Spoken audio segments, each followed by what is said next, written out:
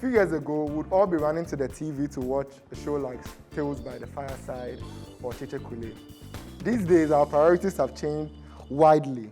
We are more focused about who leads us, what they are doing right, and what they are doing wrong. We're also very much focused about what they are not doing. On this show, we give the youth a platform to discuss these and many more. Welcome to the New Generation Show. My name is Emmanuel Oscar. Last week you met Baba, and this week you get to meet a new guest, Mabena. Could you introduce yourself? Okay, so I'm Esther. I'm Esther Ofoye, and then I'm a student. Yeah, but then I'm mostly called Mabela. Yeah. What are your interests in terms of politics? What do you look out for? In terms of politics, we all want development. That's the major goal. When it comes to politics, what comes to mind is development. Yeah, so mainly it's development. Yeah. Baba, welcome back to the set. Thank you. It was nice having you on the previous episode. Thank you very much. Are you hoping today will be a lot more different, or you're hoping for the same vibe? Oh, I just hope it will be different in a special way. Have you got feedback from your friends since the last episode? Yeah. It's fun to know. Today, we want to know what we are voting for. And so I'm sure we'll be discussing that widely. Do you select candidates based on your beliefs? How do your beliefs, your cultural beliefs, your religious beliefs affect the candidates that you support? Okay, so to start with, if you select your leader based on your beliefs, I don't think you are doing a good job. Because, so selecting this person to be my leader because he's a Christian and I'm a Christian. To come to think of it, does he have what it takes to be a leader? Does he have what it takes to lead? Like, what are his principles, like his policies?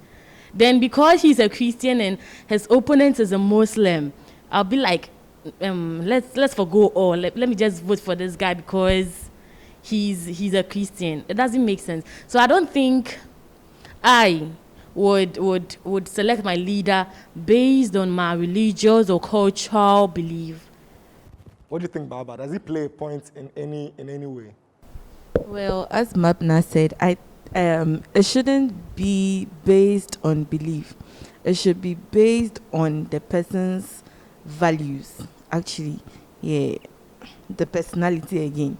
Yeah, so it shouldn't be based on belief, because if you vote for someone because the person is a Christian, it's more like you're being corrupt, favoritism or nepotism. Yeah. So you're supposed to vote fairly based on the person's capability to fulfill whatever he puts on the table.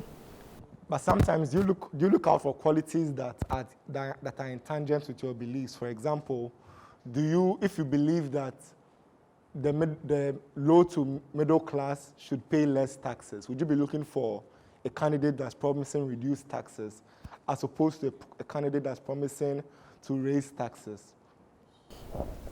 Okay, so first of all, you have to think about it. So this reduction of taxes, how is it going to have an effect?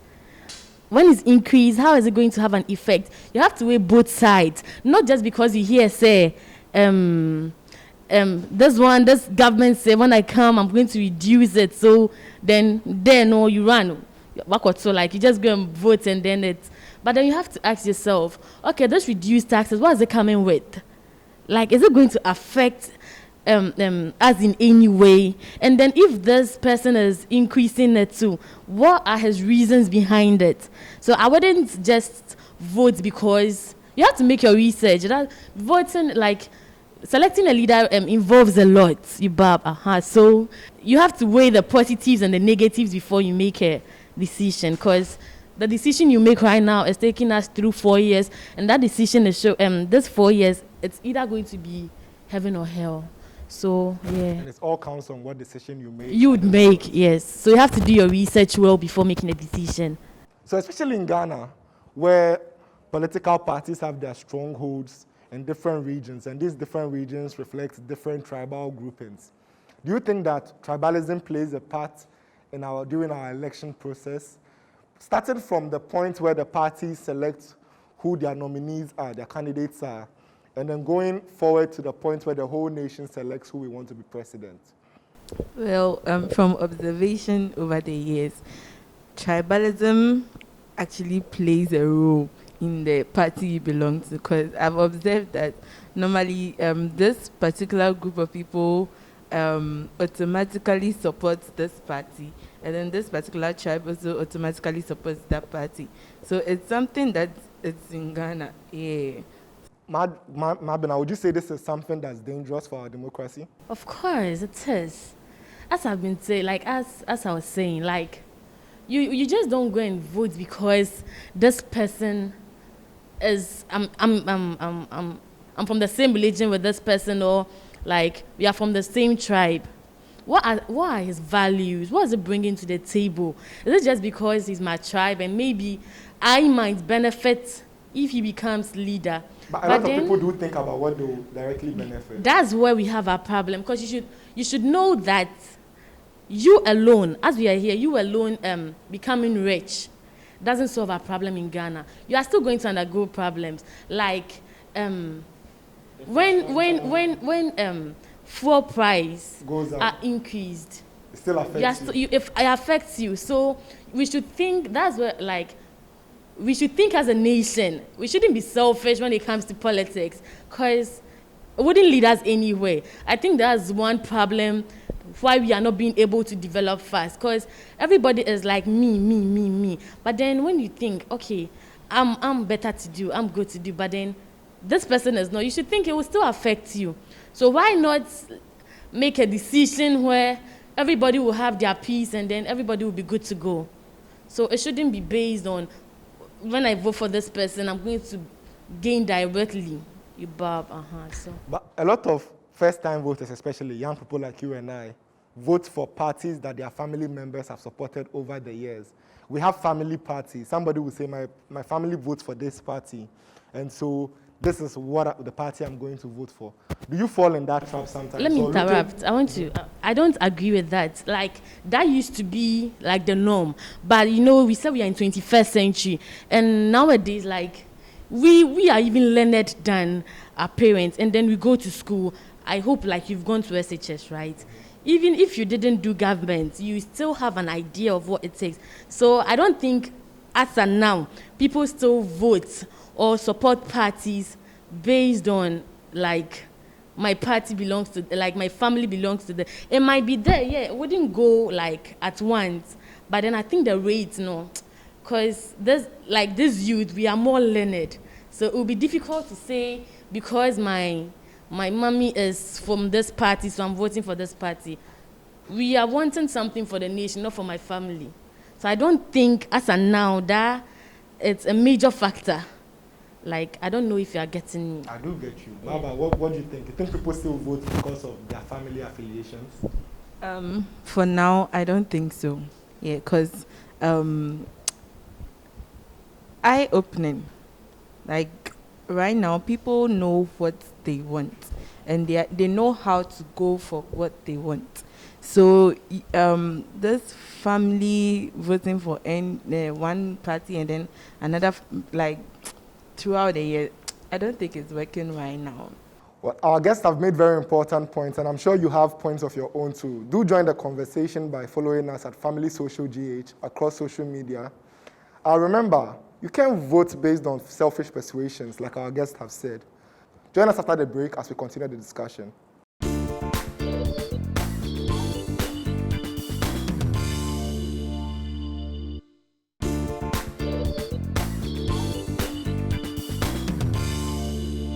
Welcome back. My name is Emmanuel Oscar, and this is the New Generation Show. We have been discussing our incentives to vote and our incentives to make decisions and to choose leaders. Some people vote because their families belong to the party. Some people vote because they are looking for candidates who share the same beliefs. And we've already tackled that. I'd want to ask you, what would you say to young people like the three of us who are feeling extremely pressured to vote for the parties their family belongs to? I'll start with you, Baba. All right. Okay, so my advice to such young people is that when you're going to vote, when you're at the ballot box, it's only you and the ballot paper. Your parents are not there. So you know what you want. Fine, they can put pressure on you, but the final is the final. When you get to the ballot paper, what do you do over there? So you have to make your decision. And I'm not trying to tell you to disrespect your parents. No, that's not part of our values here. But then don't try arguing with them. Just listen. Probably what they say would also make a point to affect your decision. So you just have to listen. But then when you get to the ballot paper, you know what you want. So concerning what they said and then what you also want, you just make your decision there. That's why it's only you and the ballot paper at that point. Yeah. Mabena, that's a very good point, Baba. Mabena, what do you have to say? Yeah, but then I'll disagree with Baba on some points. She's like, don't try to argue with them. It might be disrespectful. Nah. You know, when it comes to things we want, and there's something about the nation, it's not about person. It's different when it's a personal issue and then your parents are advising you on it and then you are disagreeing. But this, it's a general something. So then you have to let them understand. Like, you have to make, maybe you shouldn't also like beat them into accepting what you want to vote for, but then you have to like make it, I don't know, but then be able to convince them, to let them know that it's not about you voting for what they believe in that is going to make Ghana a better place, but then voting for what is right. So they don't have to coerce you into accepting that, yeah, you have to vote for this. In a point, you have to, because you might be learned than your parents. So I think you can give them some points, like you might be able to elaborate some few things for them. In the long run, or you all come to an understanding. Maybe you might end up voting for who they want you to vote for, but then dude, at least like they would have a fair idea that that's not about what I want or what you want. It's about the nation. It's a bigger decision. So, and me, you voting has an influence. It might be bad or good. So you have to know what you are voting for, the core values. Yeah. So based on what Esther is saying, you have to reach out to your parents or your elderly ones in a respectful manner in terms of discussing who they want you to vote and who you really want to vote for. Do you think it's safe to discuss who you are voting for with people? No, it's actually not. That's what brings about this electoral violence. That's what Baba said. It's you and the ballot paper.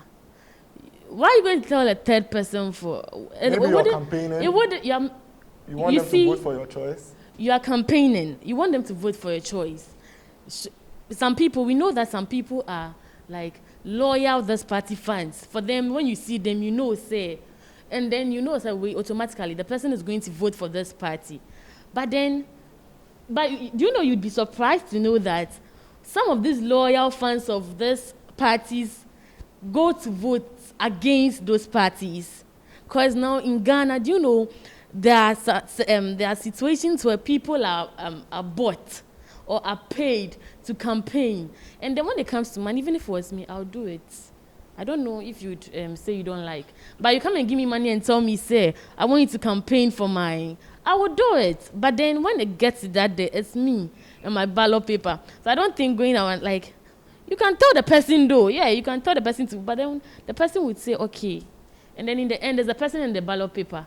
So I don't think me too, no, I would go around telling people, me that I'm not campaigning.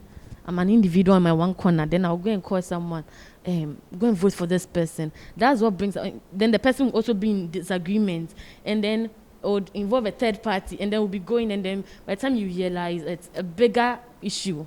So I don't think it's advisable. What you are saying, it brings up the issue of vote buying. And so it brings us to the question, do you think votes can really be bought? Do you think somebody can really buy your votes? Yeah. And that's for that to happen, it's up to you being loyal to your party.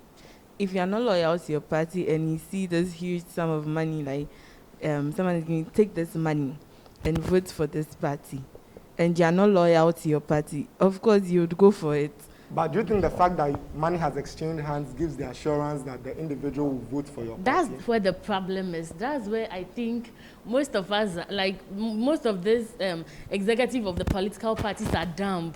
Because, like, you wouldn't that's the problem. That day is me. I've been in my ballot paper day.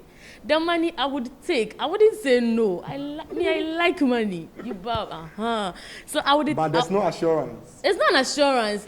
It's I don't know. It's something they've made themselves believe. You come. Let's do, for example, just give me money right now. Tell me to vote for your party. Of course, I'll take it. But then when it gets to that day, it's me, my God, and the ballot paper. So people buy votes, of course, and then you see one of this. Unpatriotic citizens. For them, they like you see, it's when someone comes to you with the money. See, audience, when they come with the money, take it.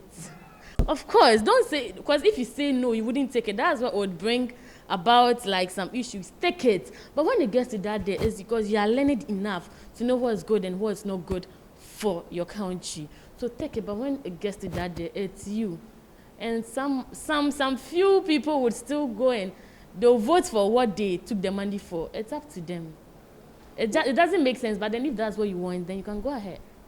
Well, the discussion is getting pretty interesting, and I'm sure you're enjoying it. You can join us on social media at Family Social GH across all social media platforms.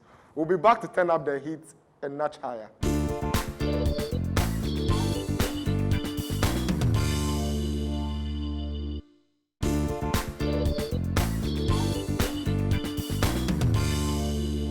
Welcome back. My name is still Emmanuel Oscar, and this is still the New Generation Show. We're having a lot of fun on set, and remember, as a voter, the power to decide who leads us next is in your hands. And like the old saying goes, with great power comes great responsibility. And that's what we've been discussing, the responsibility to make the right choice, and to make a choice devoid of selfish persuasions. We've been joined by Baba and Mabina, and we were just having an interesting conversation before the break. Now, back to you, Mabina. We're on whether it's possible to buy votes or not, and we made the point that you can pay the money, but there's no assurance that the individual is going to make the decision you want him to vote. Do you think that if politicians have become certain that buying votes is not an assured way of getting votes, the incidence of vote buying will be reduced? Yes, and do you think they don't know? They know. That's why a politician will not come to me and tell me, say, I'm going to take this money and vote for me. Because the person knows I'm learned enough. So in the first place, if you think you are doing the right thing, you're in power or you are not in power, but then you think in the past years you've been doing what is right, why should you come to me and say I'm buying your vote? It doesn't make sense in the first place. So you wouldn't come to me and tell me, I'm gonna take this money and then vote for me, and then I would be so dumb enough to vote for you. You alone making that, it's even a corrupt act. That alone makes you corrupt. That means your government is corrupt. Coming to me in the first place with money to vote for you, that like you've cancelled, like you've lost your points with me. So I don't know what these politicians are thinking though. But then I know they're learning than me. So I know they have this mindset. But then what is making them still buy the votes is up to God. Maybe God, of course, because sometimes when you think of it, it doesn't make sense. Mm-hmm. But then I'm thinking, you see, Ghana, we still have, sorry to say, illiterate. And like people who are like less learned, like they don't have enough idea about all this. So someone like that, when you come and you tell them, maybe the person herself is struggling. So you come and you give them some stipends, like they would say okay, and then they would vote. But then, well, yes, me still, like if me, I don't know, maybe if it's me, and I'm still that poor, and then you come to me and tell me I should vote for you, I would ask myself, I'm poor, and you're giving me, how would this help me? How often can you give me this? You just give them. You see these politicians, you see them for years. Especially when it's time to vote like this, you see them going around in churches especially. Because they know that's where God is. So God will touch your heart and then you vote for them. You see. Baba, I want to ask you, if we think vote buying is corrupt, Then does that make you corrupt if you sell your vote? The thing is, it's corrupt. So any activity under it is corrupt. Mabina, what do you have to say? Of course, it's corrupt. You are acting like you're acting upon it. If you are buying my vote right now, what will you do when you're in power? You buy the country, you sell as long as you're in the country. But if you sell your vote, are you being corrupt? You're being corrupt. Because you're a citizen, you know what's good and what you might vote for the person they bought your vote for, and then it might turn out to be good. But it shouldn't be done in the first place. It should come by naturally. But however, people would argue that they sell their votes based on their socio-economic situations, and maybe they really needed the money. That's what I'm telling you. That you think so right now. If someone comes, the money you will take, but then it's you in your ballot box that day. You need the money. I wouldn't say take it because I don't have some. I'll give you. So if they give you and you take, fine. But then, when that day the person would come and hold you, like. Team so by force. You can't. No, you wouldn't do that. Okay, so what do both of you look at when? What do you consider when voting? When thinking about who to vote, especially as first-time voters? What are some of the considerations that go into picking who to vote for? Okay, first, there are two main things actually. That's personality and policy. So if there's someone that has the personality, like the right values, and has convincing policies. Yeah, I'm sure that's the person I'll vote for. Yeah. Okay, so I watched the earlier episode, that was last week, and then there was an argument about like personality or policies. It inquires both. You have the personality, you don't have the policies. Why are you coming to bring? And then you wouldn't just come to me just like that with good policies. It wouldn't even attract me to even look into what you have to offer me. So you see the packaging also, so it's both personality and policies. So you have a good personality plus convincing policies, as Baba said, you are good to go. What are some of the personality traits you look out for in a leader? First, you should be honest. Yeah, and you should be very conscious of your integrity. You should know that when you do something, it's like it has repercussions. Everything that you do has repercussions here. So you should be very conscious of that. And you should be transparent. Shouldn't be so dark in the shade every time. Yeah, you should be very transparent. And the main thing that everyone wants in a leader is vision. As a leader, you should be visionary. You should be able to look into the future and make provisions for things that might happen and not happen. And that's one thing. This year, for instance, the coronavirus that we are still battling right now, no one knew coronavirus would come and cause us to be wearing those ninja things, and no one knew here. So you see, and with that, the authorities, the president and like those in charge had to make things like ASAP. Like they had to make things comfortable for the citizens ASAP. So if you're a leader, you should be ready for things like that. Spontaneous. Yes, that's the word. Spontaneous. You should be ready for anything at all. And you should be able to make people feel comfortable in every situation as much as you can. You should, yeah. Mabina. Mine, that's hers, but mine, I would say the first thing I would look for as a personality in a leader is that you should be educated. Because education comes first. If you're my leader and you're not educated, like, right now I have a problem. People would say they have council of advisors and this. But then if you, the leader, is not educated, how are you going to get insight about what's going on in your country? So the first, you have to be educated. You have to know your left from right.